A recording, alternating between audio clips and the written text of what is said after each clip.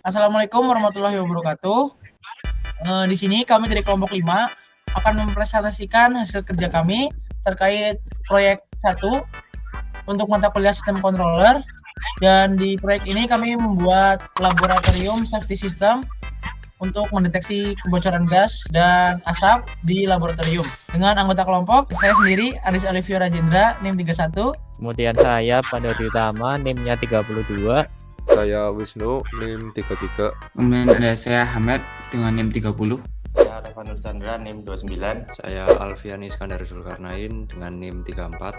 Oke, lalu untuk yang pertama tentang penjelasan source code akan dijelaskan oleh Mas Pandu. Silakan Mas. Oke, yang pertama itu ada inisiasi library, ada library I2C dan library LCD-nya. Kemudian konfigurasi alamat dari LCD-nya. Kemudian yang selanjutnya ada deklarasi PIN untuk PIN mana saja yang digunakan.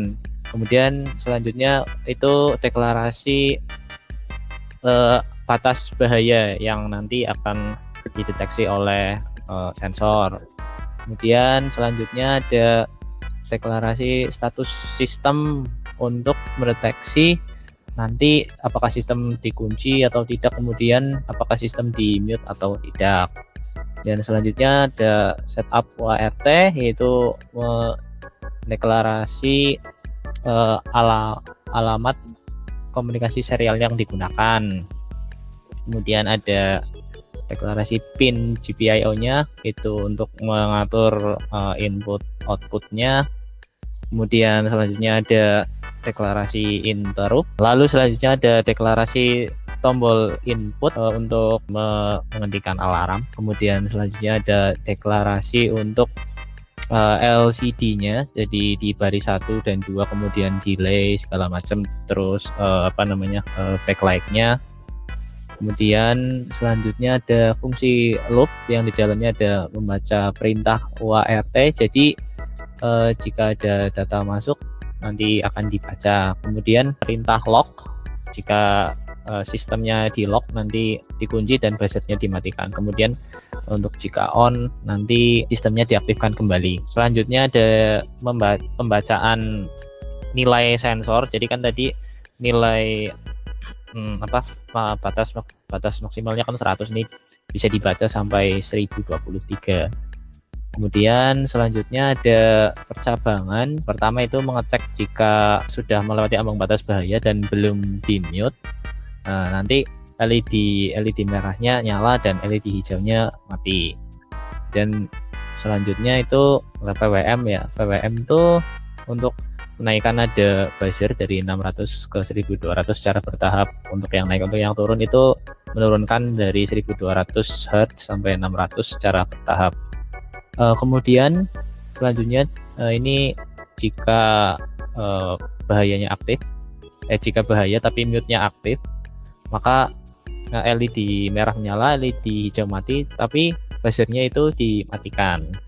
Nah, kemudian selanjutnya yang terakhir, jika aman nanti mute-nya di reset, kemudian buzzernya mati, kemudian LED merahnya mati, terus LED hijaunya menyala menandakan tanda aman. Yang terakhir itu ada interrupt handle mute, yaitu untuk mengubah mute menjadi true agar buzzernya itu berhenti. Nah, pada proyek ini kami menggunakan beberapa komponen utama yang saling terhubung untuk membentuk sebuah sistem pendeteksi gas. Nah, yang pertama itu ada Arduino Uno yang berfungsi sebagai pusat kendali untuk memproses data dari sensor dan mengatur semua output.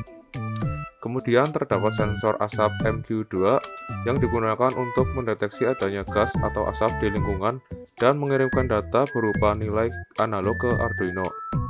Untuk output, kami menggunakan LED merah dan hijau sebagai indikator visual, di mana LED hijau itu menandakan kondisi aman dan LED merah menandakan kondisi bahaya. Selain itu, terdapat buzzer yang berfungsi sebagai alarm suara ketika terdeteksi asap. Kami juga menggunakan LCD 16x2 I2C dengan modul untuk menampilkan status sistem secara langsung kepada pengguna. Untuk kontrol tambahan, digunakan push button sebagai tombol reset atau mute yang terhubung dengan sistem interrupt agar bisa merespon dengan cepat. Komponen pendukung lainnya adalah resistor untuk membatasi arus dan breadboard dan kabel jumper untuk merangkai seluruh sistem. Lanjut ke rangkaian pada project kali ini. Yang pertama, kita menyambungkan VCC dari 5 volt ke positif di breadboard dan ground ke negatif di breadboard. Nah, kemudian ada sensor gas. Ini yang VCC sensornya itu kan masuk ke positif, terus GND masuk ke ground dengan resistor. Nah, terus lanjut ke LCD, di GND masuk ke negatif, VCC masuk ke positif, SDA masuk ke analog 4 dan SCL masuk ke analog 5. Lanjut ke LED. Nah, di LED ini kita menggunakan resistor dan pinnya yang merah ke pin 13 dan yang hijau ke pin 12. Lanjut ke buzzer. Di buzzer ini yang positif masuk ke pin 9 dan yang negatif masuk ke ground. Lanjut ke yang terakhir. Ini ada tombol push button di mana yang pin salah satu ini masuk ke pin 2 untuk interrupt dan yang negatif masuk ke ground. Selanjutnya kita akan menjalankan simulasinya di Tinkercad. Langsung saja kita start.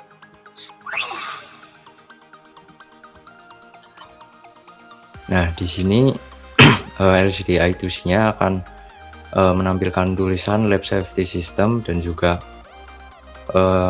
tulisan aman yang menandakan bahwa kondisi aman, dan value sama dengan 85, yaitu intensitas dari asap atau gas tersebut yang dideteksi oleh sensor gas.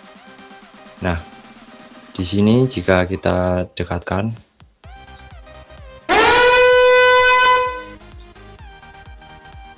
nah, kita bisa mematikan melalui button. Setelah itu kita bisa di sini men-set ambang batasnya, misal kita set 300. Di sini kita sudah men-set ke 300, kita akan mendekatkan asapnya. Nah, itu tidak menyala karena kita sudah men-set batas ambangnya ke 300. Jika 300 dia akan menyala buzzernya. Di sini kita juga bisa melock sistemnya agar mati dan tidak bisa menyala jika asap didekatkan atau kadar asapnya tinggi. Lalu kita on kan. Nah, ya seperti itu. Kemudian setelah simulasi tadi, saya akan menjelaskan bagaimana cara kerja logik dari LCD I2C pada sistem Lab Safety Monitoring. LCD yang kami gunakan itu sebagai tampilan utama supaya pengguna bisa memantau status dari sistem secara langsung tanpa membuka serial monitor. Yang pertama, LCD itu diinisialisasikan dengan alamat I2C, yaitu 0x27 dan ukurannya 16x2. Inisialisasi ini penting karena perangkat I2C bekerja dengan sistem alamat.